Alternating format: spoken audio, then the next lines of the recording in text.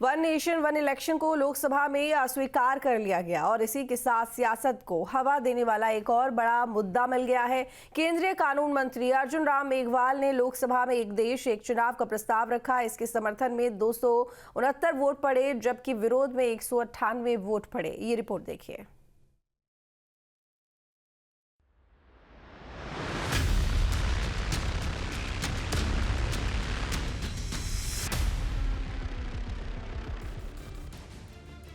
एक देश एक चुनाव, विपक्ष को टेंशन और तनाव। जी हां, लोकसभा में केंद्रीय कानून मंत्री अर्जुन राम मेघवाल ने one nation one election bill का प्रस्ताव रखा। इस बिल के समर्थन में 269 वोट पड़े, जबकि इसके विरोध में 198 वोट पड़े।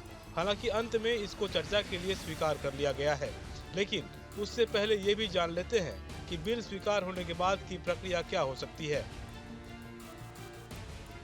बिल को जेपीसी भेजा जा सकता है। गृह मंत्री अमित शाह ने दिए संकेत। जेपीसी में विस्तार से चर्चा होगी।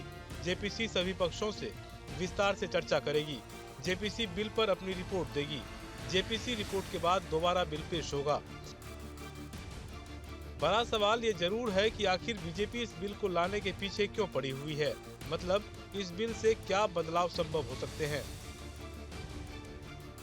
बार बार आचार संहिता से मुक्ति, चुनाव खर्च में कटौती होगी, विकास की रफ्तार बढ़ेगी, प्रशासनिक कार्यक्षमता बढ़ेगी। अब अगर इस बिल से प्रशासनिक तौर पर इतने मुनाफे दिख रहे हैं, तो विपक्ष को इस बिल से क्या दिक्कत है? क्यों विपक्ष के नेता इस बिल को लागू नहीं होने देना चाहते हैं? क्यों सवालों के घेरे में है प्रस्ताव? विपक्षी दल सिर्फ लोकसभा चुनाव के लिए एकजुट, विधानसभा चुनाव में सभी साथ नहीं होंगे। चुनाव एक साथ होने से विपक्षी एकता टूटेगी।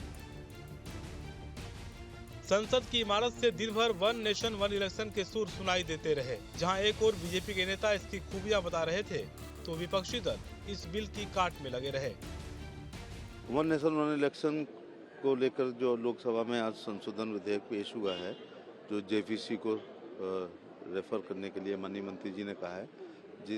जेपीसी में सभी पार्टी के वरिष्ठतम लोग रहते हैं, उसमें भी लोकतांत्रिक तरीके से चर्चा होगी। उसके बाद जब सदन में बहस के लिए आएगा तो विस्तार से चर्चा होगी। लेकिन ये संसदीय रिफॉर्म्स की दिशा में एक बहुत बड़ा ऐतिहासिक कदम है। माननीय मोदी जी हमेशा मिनिमम गवर्नमेंट मैक्सिमम गवर्नेंस पर विश्वास करते हैं। वन नेशन वन इलेक्शन ये कुछ नहीं है, एक शगुफा है। क्योंकि आज देश में बहुत बड़े बड़े समस्याएं हैं। सरकार की नीति और नियत उन समस्याओं को समाधान करने के लिए, सॉल्व करने के लिए सरकार की न चाहत है, न सरकार की नीति है, न नियत है। इसलिए लोगों के माइंड को डाइवर्ट करने के लिए वन नेशन वन इलेक्शन अच्छा होता। आज वन नेशन वन एजुकेशन का बिल लाकर रखते, हम लोग उसका स्वागत करते। खैर, अभी बिल को जेपीसी के पाले में डाला जाएगा, जिसके बाद जेपीसी की रिपोर्ट के आधार पर ही बिल पर आगे की चर्चा हो सकेगी। मगर उससे पहले जिस तरह से संसद की इमारत में सियासी सुर सुनाई दे रहे हैं, वो जल्द थमते नहीं दिख रहे। Team news state.